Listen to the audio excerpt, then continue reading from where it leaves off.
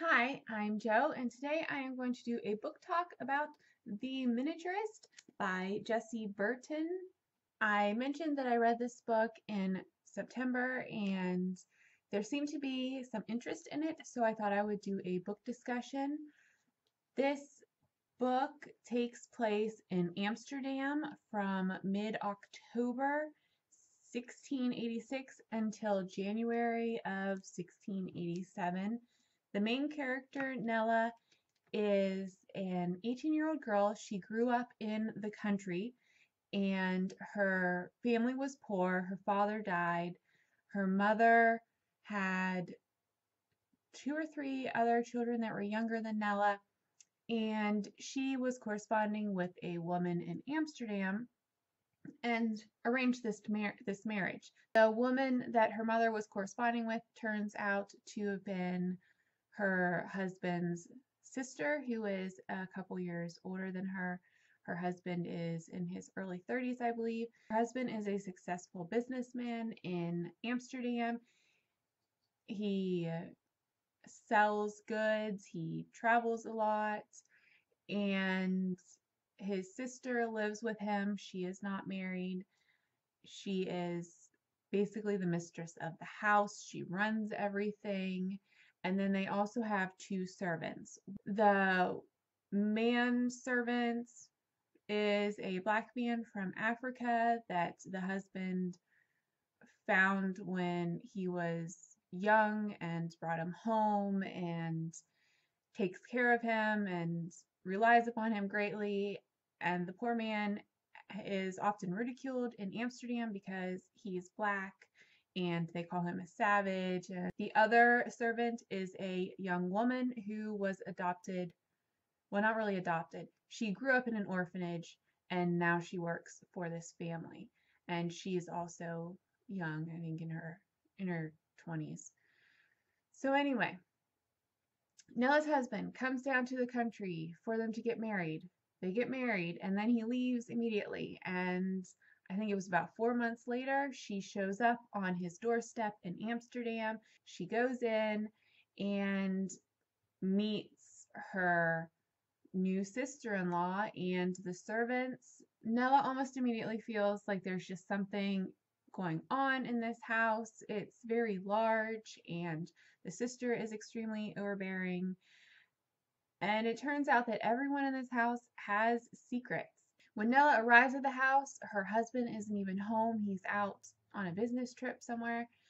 And when he does come home, he's sort of standoffish. He goes to his study. She has her own room. Then she starts feeling like there's something wrong with her because he doesn't want anything to do with her.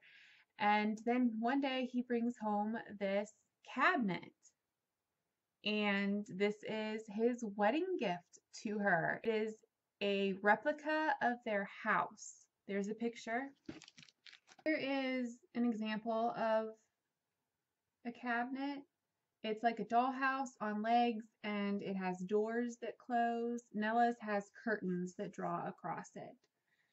And you fill it up with dollhouse stuff.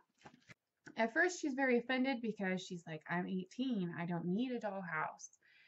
And then she decides, well, I'm going to go ahead and buy stuff for it because I don't have anything else to do.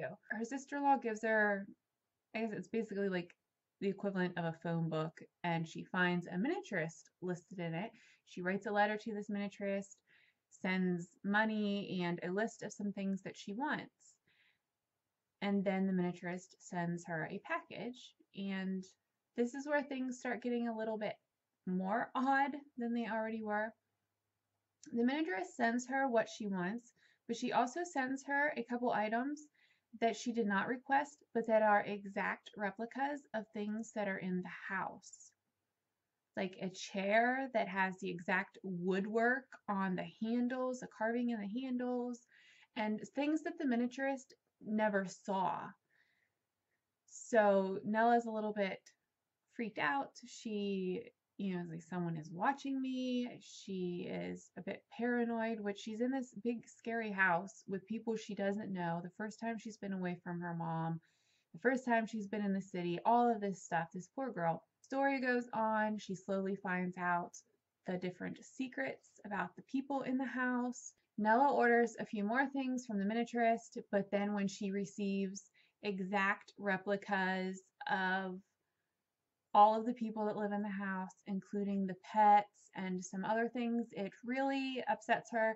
And with every miniature that she sends this little motto that is a very cryptic message, and Nella wants to know, what does this mean? Are you tormenting me? What is going on? And when some of the things happen in the house to the people, she suddenly notices that the miniatures of the people have changed. She sends a message to the miniaturist that she doesn't want to receive anything anymore, and she still gets some packages. She tries to go find this miniaturist, but the miniaturist is extremely elusive. It's a great storyline. So many things happen. It's not that long of a book, but it's just jam-packed with stuff happening. I thought it was very well written.